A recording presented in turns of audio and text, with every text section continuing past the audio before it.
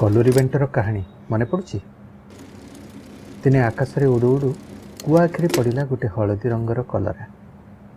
कलरा खाइबा बोली कुआ थंट बढ़ेला तो कलरा कहला, जा आग थंट धोइकी आ। कुआ थंट धोइबा कूओ मूले पहुँचला। कूओ कहला, जा आग कुंभार घर कलश नैया।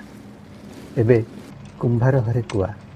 कुआ कहे कुंभार को, ए कुंभार दे कलश काढ़ई पानी धोई थंट धाई धाई खाए कलुरी बेंट।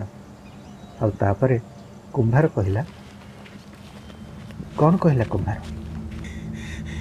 चाबिटा दे, कौन सुबुझा नहीं?